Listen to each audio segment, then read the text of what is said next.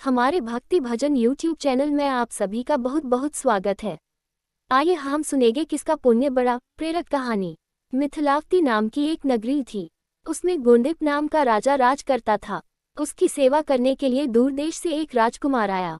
वह बराबर कोशिश करता रहा, लेकिन राजा से उनकी भेंट न हुई। जो कुछ वह अपने साथ लाया था वह सब बराबर हो गया। एक दिन राजा शिकार खेलने चला। राजकुमार भी साथ हो लिया।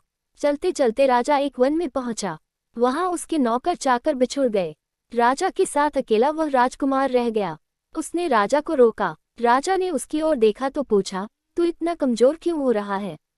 उसने कहा, इसमें मेरे कर्म का दोष है। मैं जिस राजा के पास रहता हूँ वह हजारों को पालता है, पर उसकी निगाह मेरे और नहीं जाती।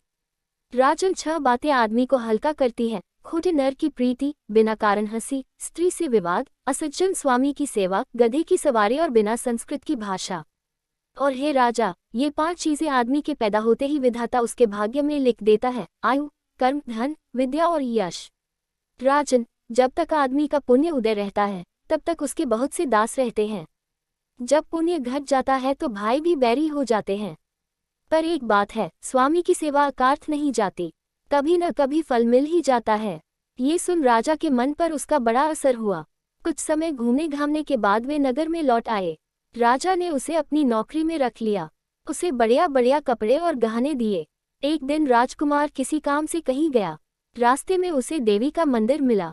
उसने अंदर जाकर देवी की पूजा की। जब वह बाहर निकला तो देखता क्या है, उसके पीछे एक सुंदर स्त्री चली आ रही है। राजकुमार उसे देखते ही उसकी ओर आकर्षित हो गया। स्त्री ने कहा, पहले तुम कुंड में स्नान कराओ, फिर जो कहोगे सो करूंगी। इतना सुनकर राजकुमार कपड़े उतारकर जैसे ही कुंड में घुसा और गोता लगाया कि अपने नगर में पहुंच गया। उसने जाकर राजा को सारा हाल कह सुनाया। राजा ने कहा, यह अचरज मुझे भी दिखाओ।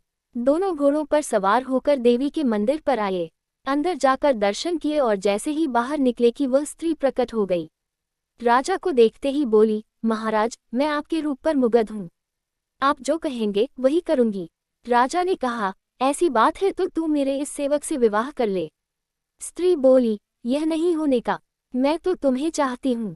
राजा ने कहा, सज्जन लोग जो कहते हैं उसे निभाते हैं, तुम अपने वचन का पालन करो।